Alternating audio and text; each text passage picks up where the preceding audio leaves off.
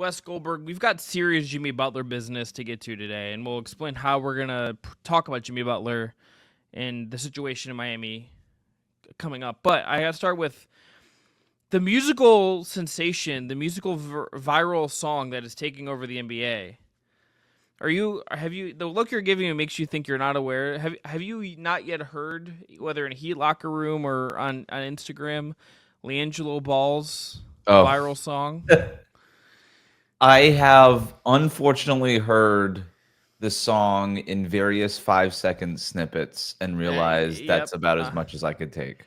I genuinely think maybe not the Bulls because like Lonzo was there. Maybe Lonzo's also just messing with his brother. But I feel like when I don't know if there's a clip of Donovan Mitchell hearing it in the locker room, and the look on his face was like, "Why the fuck are you playing this right now? Like, what are we doing?" Like, it feels like almost like everyone's just making fun of LiAngelo by playing it. What I don't understand is I don't think that there's a rapper outside of J. Cole who legitimately thinks that he could step onto a basketball court and do the things that these players do.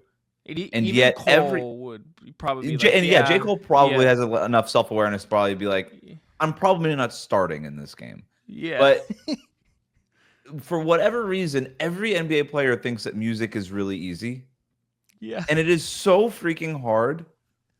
It is so hard to make music that somebody actually wants to listen to. Anybody can make a song. Heck, I could make a song. Yeah, I didn't tell you this, people want to listen to. It's in your contract that you don't have to put out a 6-song EP by the end of 2025. So we better get started. It is so hard to make listenable music, and it blows my mind how that goes over so many heads of various basketball players. Even like somebody who like Damian Lillard, who actually is an okay rapper when we're talking about the bar set by awful rapping basketball players. If it were up now that we live in a world of streaming and I have a choice between listening to Dame Dolla's latest album or literally any other rapper's album, I'm probably going to pick any other rapper's album. It is so hard to do this thing really well. And you would think somebody like an NBA athlete who's spent their entire life on this craft to do the specific thing and reach the highest level would probably understand that, because you look at these rappers who basically do the same thing in their field. And yet a lot of these players are just like, yeah, I'll just put out an album. I could put out music. I'm going to make music. I'm not trying to dissuade anybody's creativity, but maybe just keep it at the house. I don't know. We didn't necessarily need to release this and start hyping it up. Yeah, particularly because it was like you planted a streamer in your backseat. It felt like this honestly felt very calculated. It's like you put a streamer in your backseat. Like this checked actually every box that I don't like. Mm-hmm. It was like stunt with like a streamer, and I have just like the I'm online like reacting to things like content marketplace is one of my least favorite things in the entire world. It did the job for LiAngelo. I'll give him that. It brought back any attention is good attention. For him, I think that's the case, and it brought back LeVar Ball memes and BBB back memes. And then it's like, did people forget that Lonzo Ball, like on the record base, you said the big baller brand shoes like shredded his knees? Did we just like skip? Did we just forget that happened like 2 months ago? You and I didn't.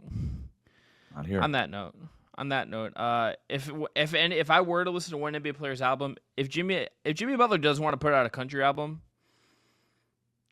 Jimmy does it right. I'm saying he curates good music on his Instagram page and will occasionally cameo in a Fall Out Boy video. Yeah, that's the right way to get involved in the music industry. Now, has Jimmy Butler handled the other things the right way? No. I guess we'll find out. No, if Jimmy Butler is on the Golden State Warriors and Zach Bryan plays his show, the Kings of Leon next year, and Jimmy Butler's on the stage singing Revival, maybe it all works out correctly. But until then, I don't know if this is going well for anyone. On today's show, I've got 10 questions for Wes about Jimmy Butler. We're going to put him on the spot, ask him questions, talk through a bunch of different angles of the Jimmy Butler saga. That's coming up today on the Just Basketball Show. Let's freaking go.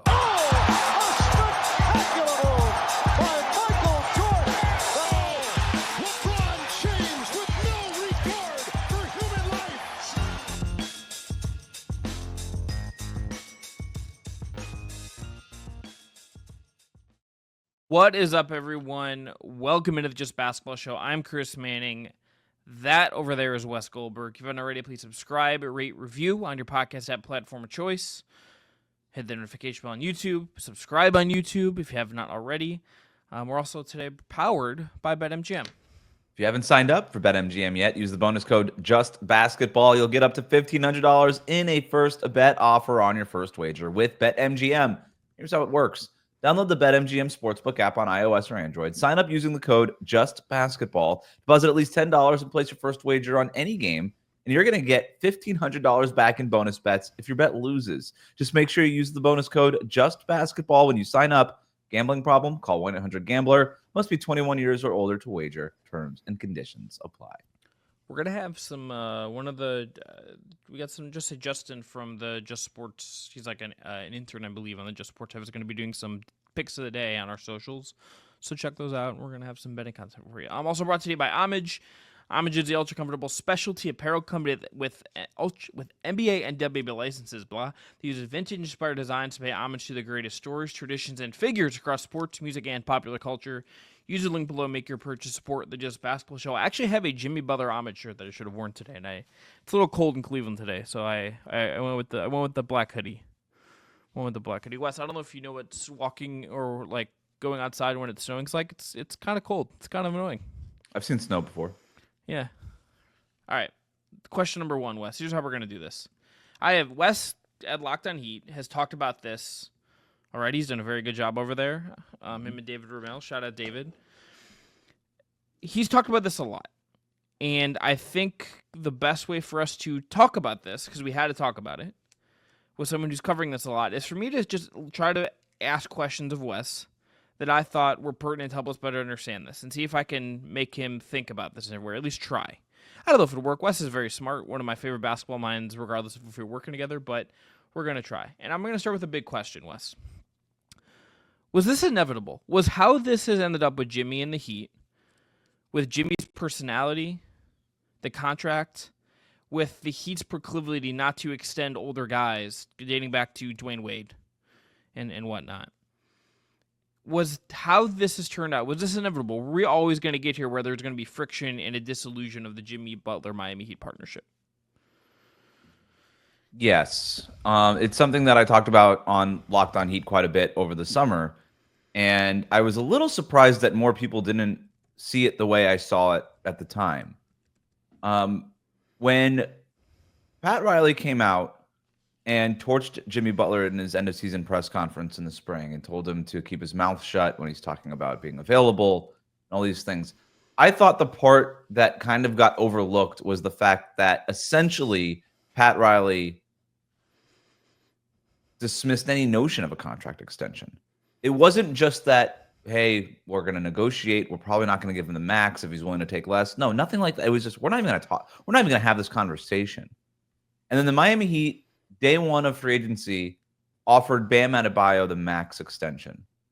When the Heat did that, when they extended Bam and refused to even have a conversation with Jimmy Butler about an extension, meanwhile, Jimmy Butler is making it known from his side of things that the only thing he would be willing to accept is the absolute maximum contract extension.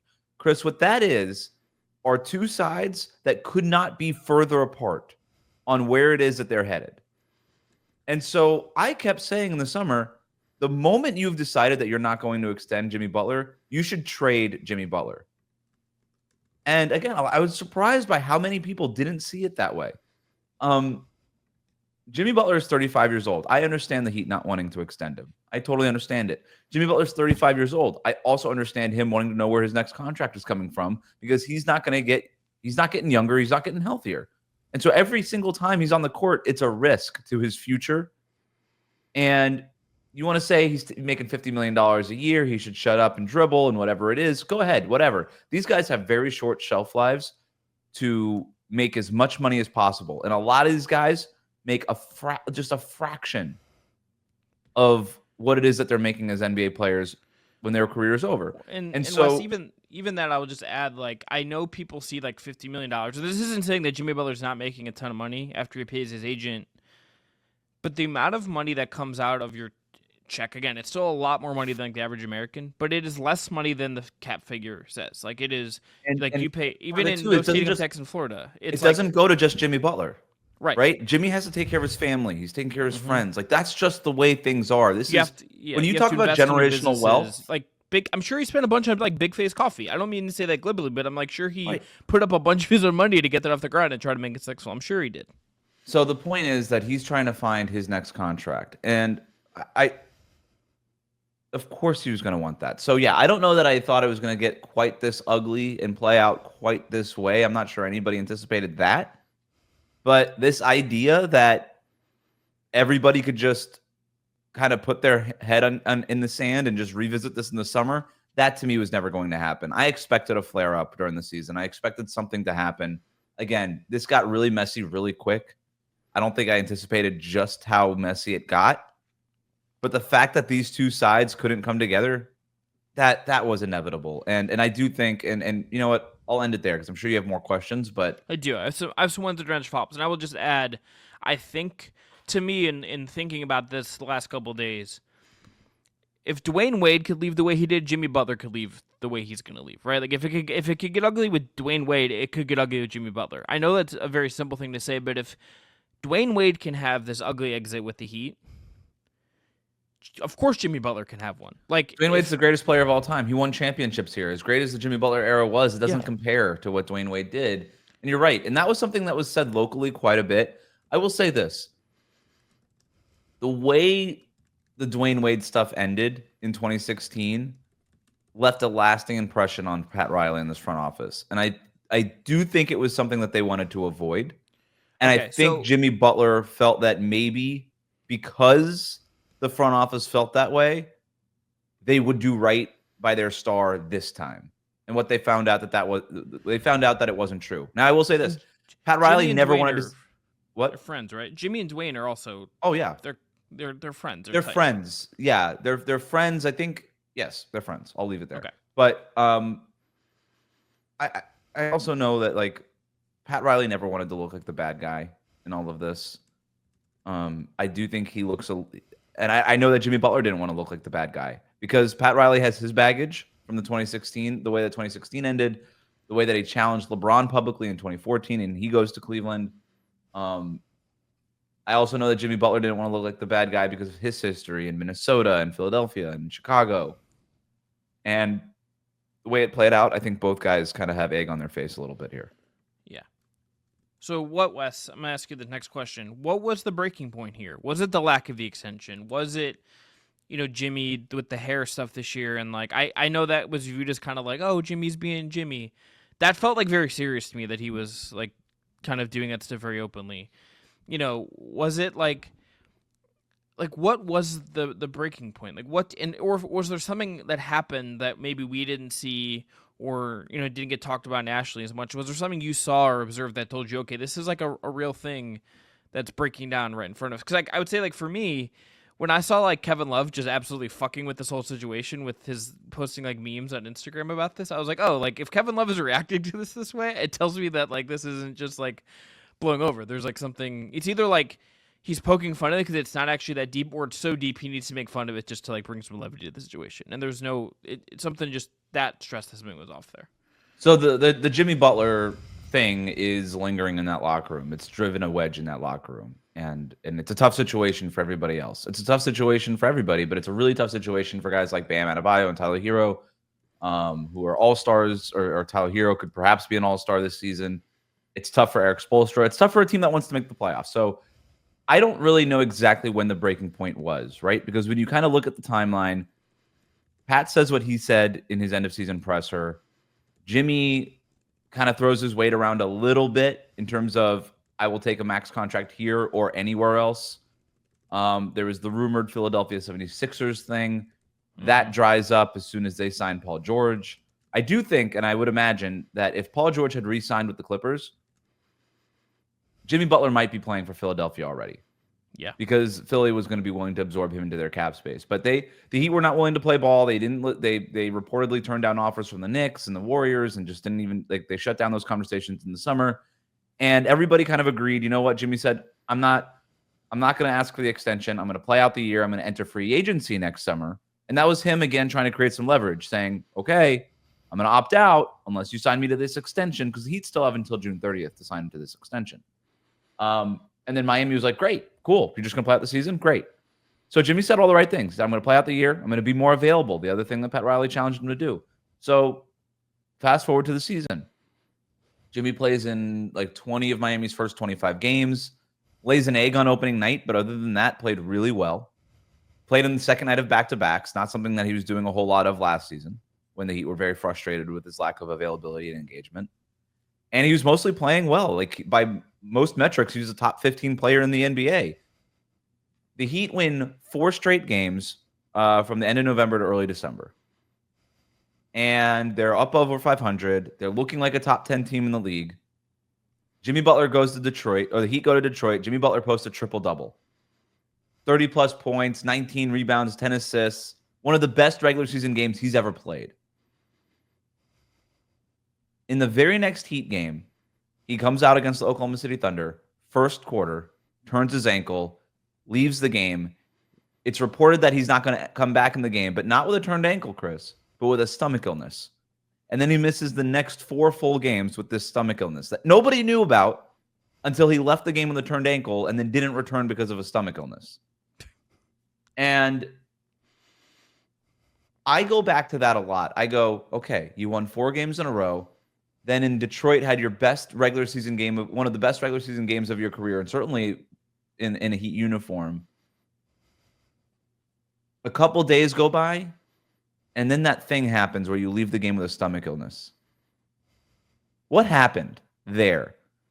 My guess, Chris, and this is just a total guess, I have no reporting on this. I haven't asked a single person about this. Is that maybe he tried to revisit the contract extension at that point when the Heat were rolling and he was playing well, and he was basically turned down again and said, "Nope, we told you what we're going to do. We're not talking about it right now. We're not even entertaining the notion of a contract extension. Wait until the summer." And at that point, Jimmy Butler, I think, might have said, "The hell with this," and started trying to force their hand through back-end leaks. Jimmy Butler's open to playing for these destinations, this and this and that. And I think a lot of other things came down. Like, I think he was upset with his role in the offense. I think he was upset the fact that, the Miami Heat never openly and publicly denounced the fact that they were open to trading him and shut down these rumors. I think it was a blow to Jimmy Butler's ego, in other words. But I do think those things are secondary compared to the extension. If he would have just gotten the contract, I think he would have been happy. Obviously, the Heat weren't willing to do that. So, yeah, I think that's what changed. I think that the fact that these rumors were out there, the Heat never shut them down, and at the same time, we're never willing to talk about an extension midseason. I think Jimmy saw the writing on the wall, and he's like, these guys are not extending me. If I'm playing like this, and we're playing well, and they're still not extending me, then I don't have a future here. So get me out of here. And I think that's probably what happened. The most human, relatable thing about an NBA player in this situation is that they, like all of us, I think, to some degree, want to be wanted, and they want there to be a plan for us. They want to feel like they are part of the thought process and valued in a real way. Not every player, for the most part, gets to really leverage that. Jimmy Butler is, frankly, one of the guys a couple years ago that definitely did get this. Mm-hmm. Got a little bit old. At an organization that historically is pretty hard on that back end of the crucible. Again, I'll repeat what I said before. If they didn't do this for Dwayne Wade, they weren't going to do this for Jimmy Butler. It makes you, like, I don't want to, like, freak you out, but it's like, it makes, okay, when Bam Adebayo's 33 and needs a contract extension, how are they handling that if Bam's still playing at a really high level? Like, what do you go do? Back, like, they didn't do it for Alonzo Mourning. Yeah. In 2000, they didn't do it. They as soon as Shaq showed the wear and tear, they booted him.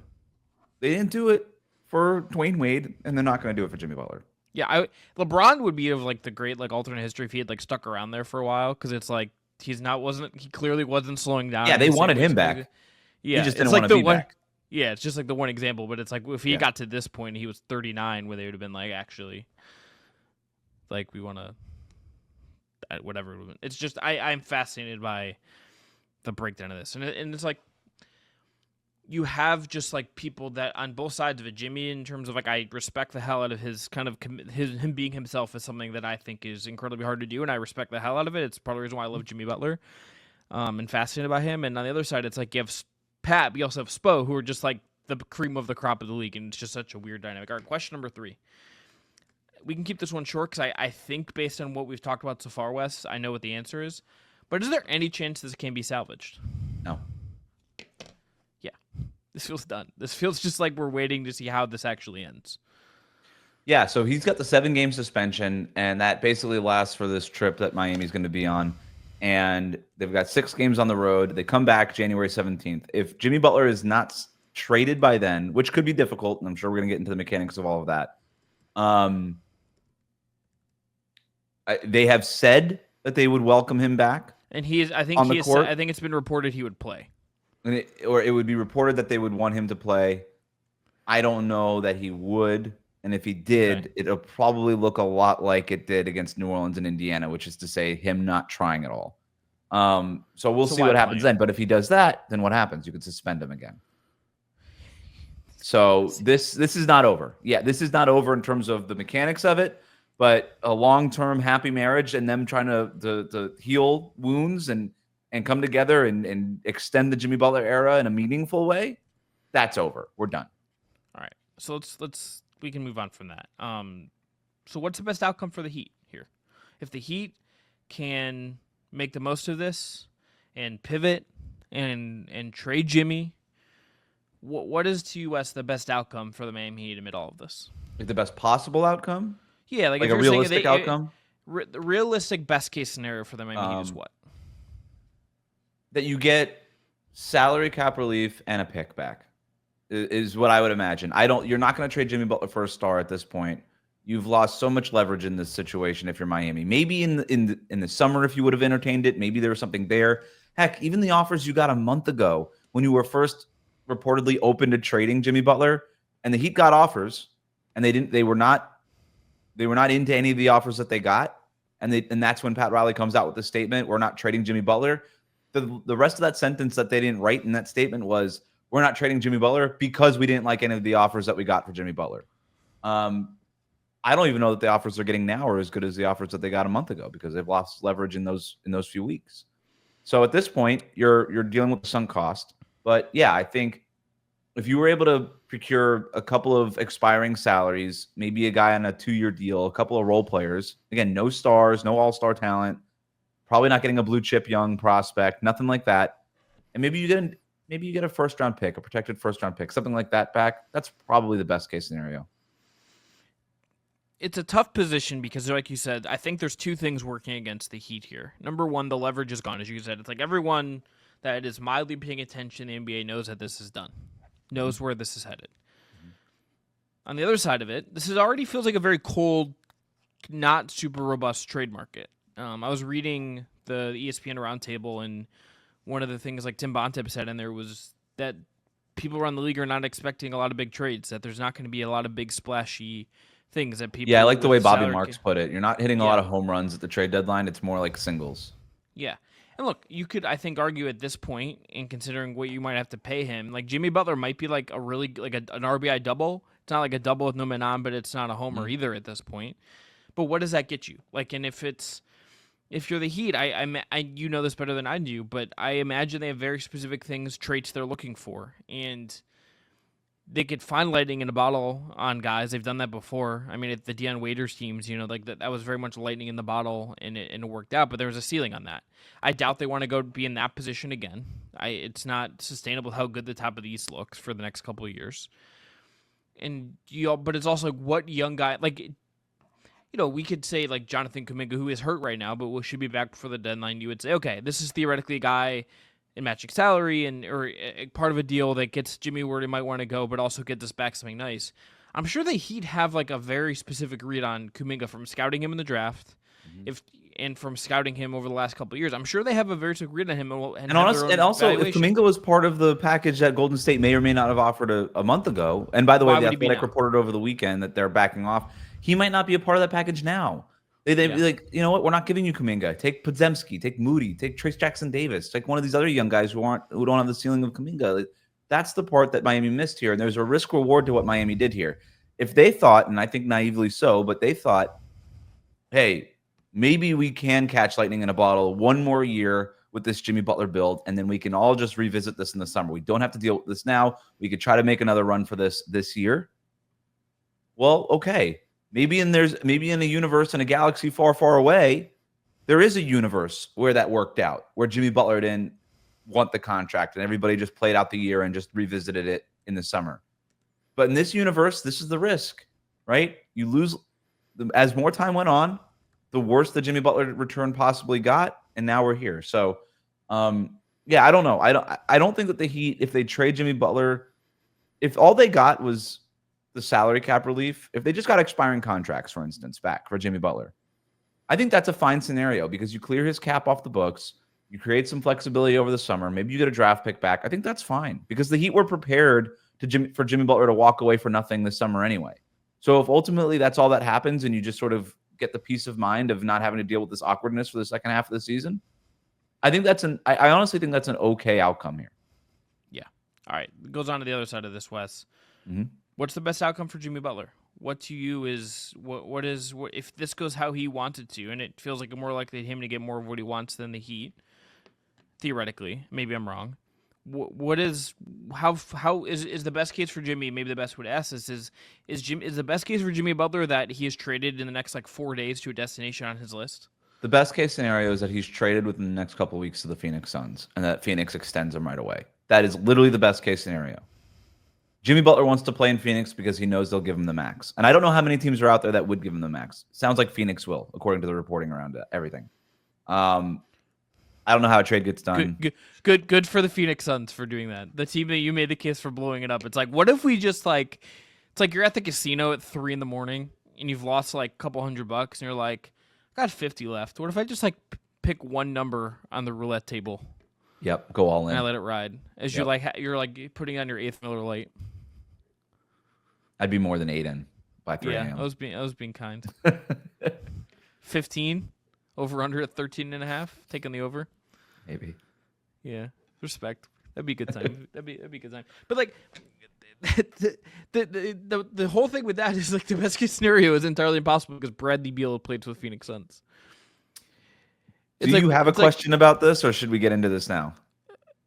About the Beal part of this? Yeah. Yeah, I don't have a specific question about this because so now is the right time to get into it. I have some more ethereal questions that I think are a little less trodden than maybe what is there. Here's the part that I can't. The reason I can't dismiss Jimmy to Phoenix is it's sort of like when there's a will, there's a way type of argument. The Heat are very motivated to trade Jimmy Butler, and the Phoenix Suns are very motivated to acquire Jimmy Butler. And so I can't just write it off.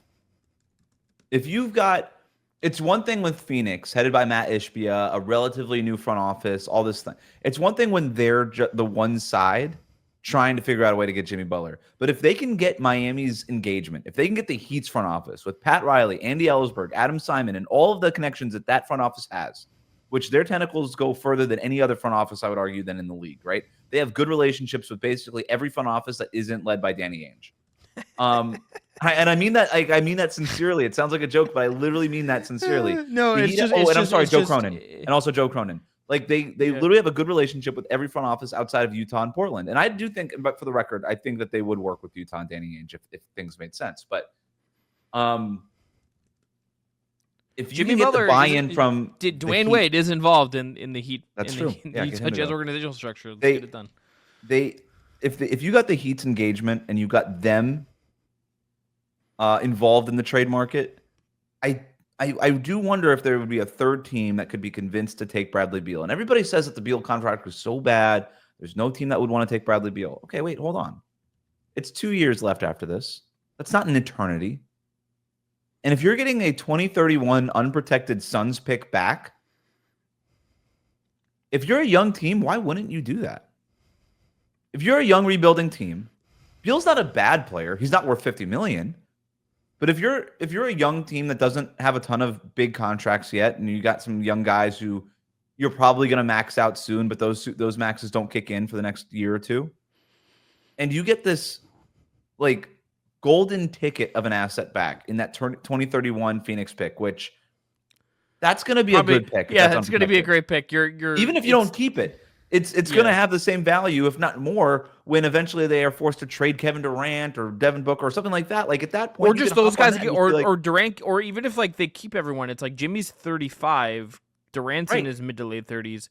Like they're going to get old really fast, and they already kind of have a bare bones roster. So if you're Detroit or San Antonio or just one of these young teams with good players whose contracts don't kick in yet, why wouldn't you do that? Pistons one I actually don't mind. It's giving like slightly Blake Griffin vibes, but if you get better picks back, then I'm for it. Yeah, and I think the difference with this would be like the Pistons traded for Blake Griffin. Like they were like, this guy will save the franchise. And if you do this Beal trade, I think there's a awareness. It's like, hey, we'll get Beal. He's a beloved player, by the way. Like a beloved player in the NBA. You get him in your locker room, that's good. You have him kind of leading these young guys. I think that's a good presence. He could fill in the Jaden Ivey spot for a little while. I think that makes some sense. And you get that first round pick back from Phoenix. I don't know. I don't think it's crazy. The part that's tough here is that Bradley Beal has a no trade clause. And he's got to be willing to go to Detroit or these other teams where I don't know that he would be, which makes Chris Haynes' report on Sunday night all that more interesting, that the Suns are moving Bradley Beal to the bench. The Suns have lost 4 in a row. They're 3 games exactly. They're 3 games under 5 for listeners. Manning put the Windhorse fingers up. Shut up. I should have had my you're basically okay for this. This isn't about winning. This isn't about like the best roster lineups. This is about let's make Bradley Beal a little uncomfortable to the point where maybe he would void the no trade. Excuse me. Yeah, void the no trade clause. The no trade. This would be so much simpler if Bradley Beal didn't have a no trade clause, or if he'd had to give it up in the trade to the Suns. Like the Washington Wizards and Ted Leonsis giving Bradley Beal a no trade clause is somehow one of the most consequential. Not one of the most consequential, but a highly consequential move in the modern NBA that no one probably could have foreseen, like being a real issue in multiple possible big trades. But this is why I keep going back to Detroit. The Suns are 15 and 18. The Pistons are 17 and 18. The Pistons are in 9th place in the East. The Suns are in 12th in the West. If you're Bradley Beal and you want to experience a little bit of playoff success, you have a better opportunity doing that in Detroit right now than you do in Phoenix. Sure. Sorry, Brendan Clean. But that is an absolute fact right now. Brett, I was texting Brendan last night, and because he just seen the movie Heat in theaters, and Brendan saw Heat in theaters. He's doing great. He's fine. There's nothing that can get to him right now. Time Machine? What happened? They just put old movies back in theaters. Have you seen Heat, Wes? Yeah, Denzel Washington. No, that's Training Day. You're thinking of Training Day. Oh, I'm thinking Training Day. That's a great movie. Heat is Michael Mann, Training Day is great. Michael Mann with De Niro and Pacino. I'm sorry. Yes, I've seen with this. Val Kilmer. The guns sound like Brendan saw it in a theater, and I was just like, "You're fine. You're nothing. You could have things go wrong for you for like a week straight, and you could just be like, I got to see Heat in theaters. That's awesome." But that's so. The only thing that it's just like Bradley Beal, there's 2 things that make me like think about this. And I say this as a Midwest person who loves the Midwest, who thinks Detroit is an underrated city. Does Bradley Beal want to live in Detroit for 2 years? Question. Just an open question. It's a fair question, right? These are the things that he would have to consider if he were to waive the no trade clause. Yep. Unless we remember that Bradley Beal's agent's son, I believe, is like the president, is like high up in the Suns organization. There's some weird I've seen this out there on Twitter. I don't think that matters. I realize why you bring it up. I also think that I don't know if it matters. It's just one of those things that I just would like to know what the vibe is with that. The thing is, Beal doesn't need to live in Detroit. This idea that he needs to live in Detroit, he'll play in Detroit. It's a lot of time there. It's a lot of time in there. When you make $50 million a year, you can buy the best penthouse in downtown Detroit. You can go to the games. Probably, and then in the summers, you're back in Los Angeles or New York or wherever you want to spend your summers. Yeah, okay. I personally think that I kind of think that's the best case for the Heat too, because it means they don't have to take on bad salary, because they're getting like Tobias Harris and Tim Hardaway expiring, and they're getting the expiring contracts. They're getting some seconds or something out of this, and they can just move on, and it's fine. That's honestly the best case for the Heat to me to some degree. I would if that were on the table right now, the Heat should 100% jump on this. And by the way, I think that 2031 pick goes to Detroit. It doesn't go to Miami for Butler. It goes to Detroit so that the Pistons take on Beal's contract. The Heat can get some second-round picks in this, maybe a first-round swap from Phoenix. We could start negotiating that stuff. If you could get a protected first from like a fake first from the Pistons, just to say you got a first in the press release, just win the press release and then people. Swap something like that. But honestly, like if you're getting Tobias Harris, which would be very ironic to replace Jimmy Butler with Tobias Harris in so many ways, and that also makes me think it's even more possible. Because that would be just a little bit more of an FU from Pat Riley. It would be so funny, and I would be watching the clip of Tobias Harris like a bajillion times for like a week straight. It's still one of the best NBA player clips we have. What question are we on now? We got a couple more. The last three we're at 5. We got some speed run time. We're gonna be okay here. Okay, so here's the last thing I'll say about this. The Heat, if I remember correctly, Wes, do have like a future ode to OKC at some point, correct? Yeah. Finish this slot and I can kind of explain it. It's like 2031. It's like unprotected, or there's a swap or something. So it's okay. So this is a big reason why this is another sort of complication in all of this. The Heat can't take a dramatic step back if they trade Jimmy Butler. They have to make the playoffs this year, essentially, because their pick is owed to Oklahoma City this year, top 14 protected. But if they make the playoffs, if they miss the playoffs, it gets kicked to 2026 unprotected. And then what happens with that is because of the Stepien rule, Miami also owes a 2027 pick to Charlotte from the Terry Rozier deal in last January. If they miss the playoffs and that OKC pick gets kicked to 2026, then that protected Charlotte pick in 2027 that no longer can be conveyed because you can't trade picks in consecutive seasons, that gets kicked to 2028, and that also becomes unprotected. So if the Heat miss the playoffs, they go from owing 2 protected picks in 2025 and 2027 to 2 unprotected picks in 2026 and 2028. And that is very risky to be that essentially naked with these unprotected picks in the post-Jimmy Butler era where you're not quite sure how it's going to go. That would be a bit of a disaster for Miami. So yeah, whatever you get back for Butler, if it happens before the trade deadline, you got to make sure. And for the record, I do think that this team can make the playoffs even without Jimmy Butler, but you got to get a couple of role players back probably to really bolster your unit. Yeah, because there would be that if you are naked without the protection on those picks, I would get the impulse to just like stopgap it so you lose like the 20th pick instead of the 8th pick or the 4th pick. Yeah, that would also be very like there's even I think more risk in trying to like spend to get yourself out of a hole, right? And put duct tape over your problems. All right, Wes, I think you can maybe get this one done in a minute. This will be quick. How do Heat fans feel about this? Just like what is the vibe check when you're hosting the Heat? You're going on X, you're seeing YouTube comments. What's the vibe? So before Jimmy Butler basically requested the trade on Thursday night, Heat fans were very split. And didn't even believe the reporting from ESPN and other outlets that a Jimmy Butler trade was even possible. They thought it was just the media doing media stuff. But it turns out that all of those reports were true. Go figure. And on a Thursday night when Jimmy Butler issued his trade request, I've had people reach out to me and apologize to me because they were so angry with me for simply just reporting on what was happening. And they said, I'm sorry, you were right. And I'm like, I wasn't right. I was just telling you what was happening and whatever. So since Jimmy Butler has issued the trade request, you've got a mural in Wynwood in Miami that had Jimmy Butler on it. And it got whacked out, to quote Kendrick Lamar here. Shut up. It says, trade me, quitter, all this stuff all over the mural of Jimmy Butler. And so it's safe to say most Heat fans have turned on Jimmy Butler. There's also quite a bit of blame landing on Pat Riley's lap, and I think that's fair, right? But yeah, for the most part, saw the Lebitard like slight criticism of him, but also and it is how a lot of the fan base feels. Yeah, that they let Jimmy Butler down. But at the end of the day, if they again, we could talk about the front office failings, all these things. If they would have just paid Jimmy Butler would have been happy. It wouldn't have mattered what the roster was around him right now. But yeah, I think people are upset with Jimmy Butler for quitting. I can get a Jimmy Butler, the blue one, the light blue Miami Vice jersey for $45 and $6 for shipping on eBay right now. Okay, might be a This is how I'm tempering the market. A lot of like affordable, I wouldn't have guessed affordable Jimmy Butler Vice City jerseys on eBay right now. As someone who just like wants to frame a bunch of random basketball jerseys, that has long been on my list. If I can't get a Dan Waiters one, which I don't think I can, that's the move. All right, Wes, let's say Jimmy Butler does go to the Phoenix Suns. What does he really have left? Because my thought would be that like if he went to like the exact right situation, everything clicked, he could do a version of what he did a couple of years ago and help a team make a deep playoff run. I think that is entirely in him. I believe in the competitive. I believe in the mindset.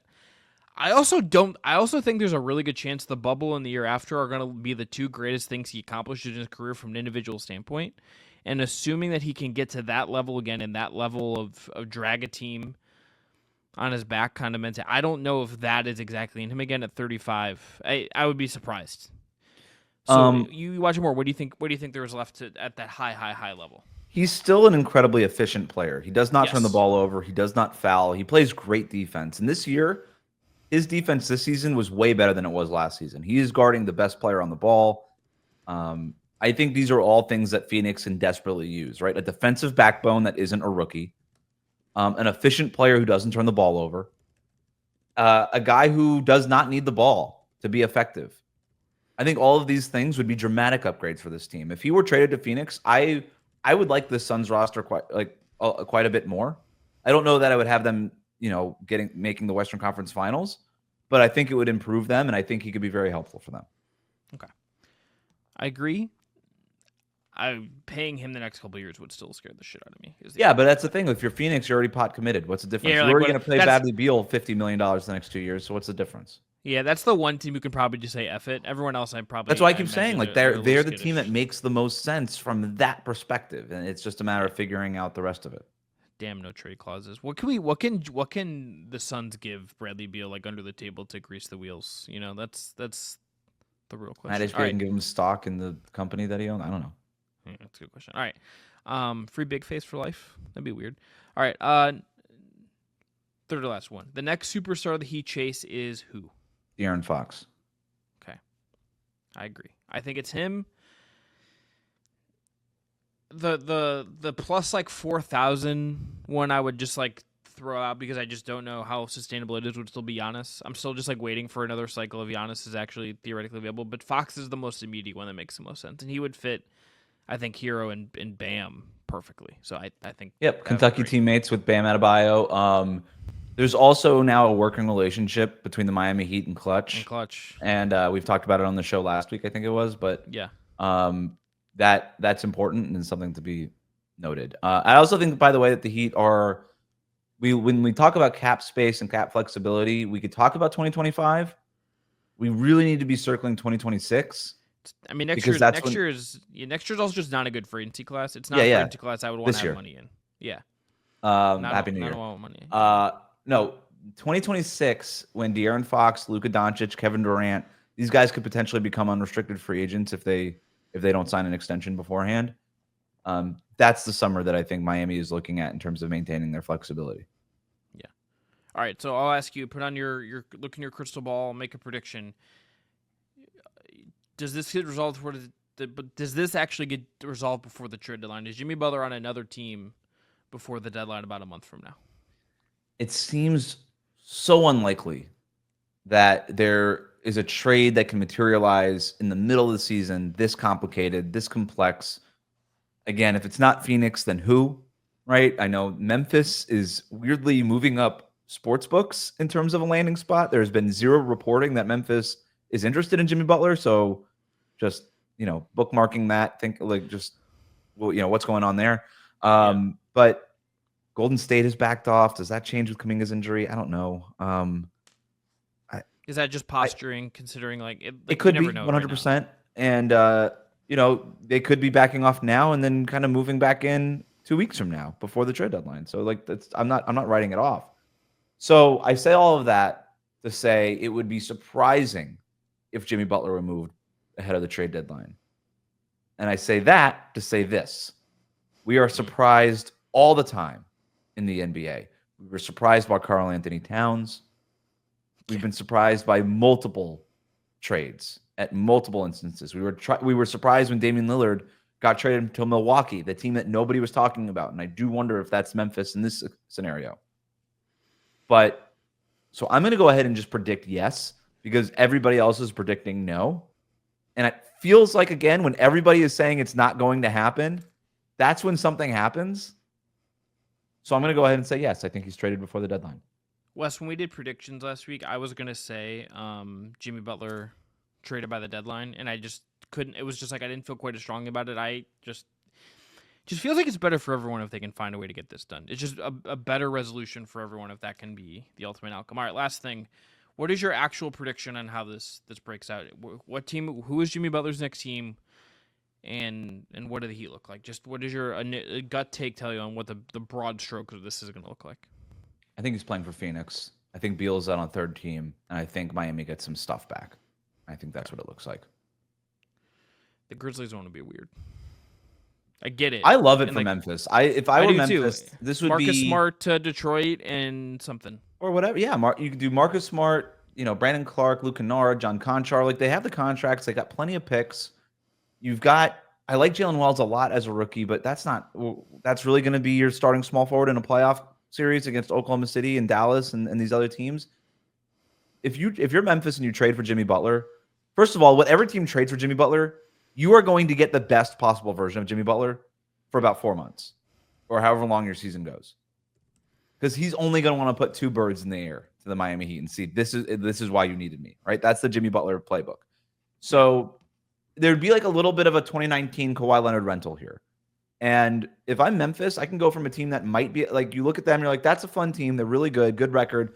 I could see them making the Western Conference Finals too. If they added Jimmy Butler to this and only moved role players, you could be like, not only can I see that team making the Western Conference Finals, I almost expect that team to make the Western Conference Finals. So if I were the Grizzlies, I would be thinking hard about this. Yeah. That's where we're going to leave it. That's the 10 questions about Jimmy Butler. Wes Goldberg, you did some great work breezing us through this. I feel much smarter about Jimmy Butler, and I now want the Suns Bradley Beal trade at all costs. I've talked myself into it in the last 15 minutes since we got there in this conversation. Mm-hmm. I want that trade. I want Bradley Beal and the Detroit Pistons. Will I regret that in a week if it actually happens and I watch Bradley Beal and he's like the same guy in the Pistons? Sure, but they got Cade. They got a guy running the offense. I think Beal would be a nice fit there. Just shoot the ball, take spell Cade Cunningham's ball handling every once in a while. Just be Jaden Ivey. I think that'd be fun. And it fits the rest of their ethos of like how they've built. So like I don't see why they would be like abhorrently against it. Yep. So that's that. All right, and there. That's Chris. I'm Chris. That's Wes. Not, in fact, the other way around. Back at you later this week with more than just basketball show. Games to cover, like all kinds of returns, all kinds of stuff. The NBA never slows down, especially at this time of the year. I'll talk to you soon. Have a great rest of your day. Be well, everybody.